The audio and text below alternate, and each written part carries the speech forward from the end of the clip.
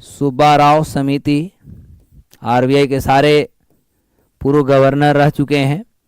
और डी सुब्बाराव समिति जो थी ये मौद्रिक नीति पर तकनीकी सलाह, मौद्रिक नीति पर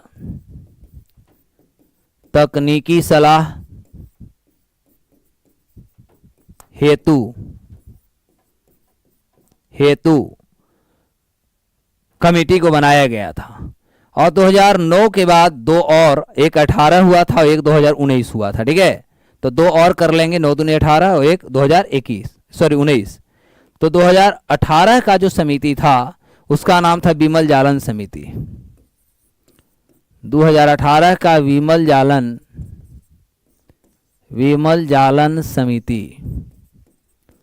और जो विमल जालन समिति था इसका कार्यक्षेत्र देखेंगे तो ये था आरबीआई के पास मौद्रिक कैपिटल, आरबीआई के पास मौजूदा भी आप कह सकते हैं के पास मौजूद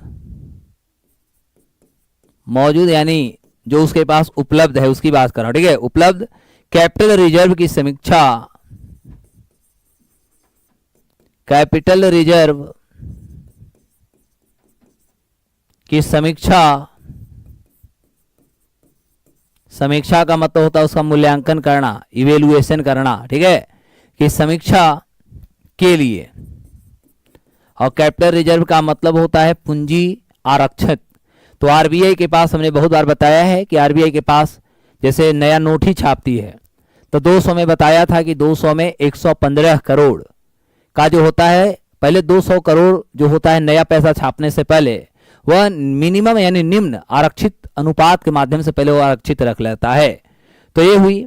2019 में एक बीजी कंजन समिति बना था। 2019 में बीजी कंजन समिति, बीजी कंजन समिति। और जो बीजी कंजन समिति जो 2019 में बना था, कंजन या कन्नन भी कहीं आता है, कन्नन आई थिंक आता है, ठीक है। तो एक कन्नन समिति कहेंगे, कंजन ही कन्नन ही कहिए। तो बीजी कन्नन जो समिति बनी थी इसका था एटीएम चार्ज और फीस, एटीएम चार्ज और फीस जो लिए जाते हैं एटीएम पर, ठीक है। तो फी की जांच हेतु मुझे लगता है सारे आपको डेटा को याद करना होगा। ये सारे आपका जो है कमेटी एग्जाम में खूब पूछती है, तो आराम से इसको आप याद कर सकते हैं exam point of view. Next यदि देखा जाए, अभी हमने एनपीए की बात कर रहे थे, तो यदि हम एनपीए की बात करें, नॉन परफॉर्मिंग एसेट्स की बात करें, बस एक लाइन करेंगे उसके बाद टॉपिक आज रोक देंगे। एनपीए का मतलब होता है हमारा non performing assets, non performing assets. ये क्या होता है? तो देखो नॉन परफॉर्मिंग जो हमारा एसेट्स होता है इसमें होता है क्या कि जैसे हमारे देश के जो भी बैंक्स हैं, ठीक है, तो जो देश के बैंक्स हैं ये बैंक्स क्या करते हैं, ऋण देते हैं। किसको ऋण देंगे? जनता को, लोगों को, ठीक है।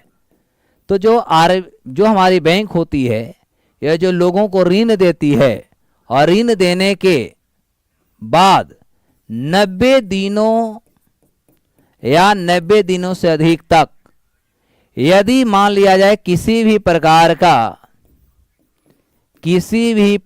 का कोई रिटर्निंग प्राप्त नहीं होता या किसी भी प्रकार का बैंक को रिटर्निंग प्राप्त नहीं होता। अब रिटर्निंग में दोनों चीज याद रखना है।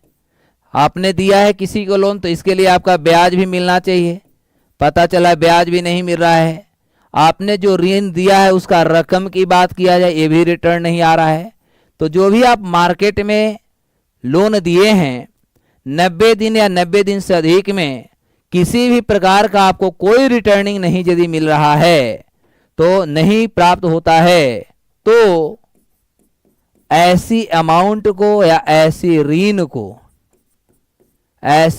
को एनपीए कहा जाता है।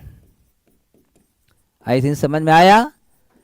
एनपीए यानी जो आपने एसेट्स दिया, यानी जो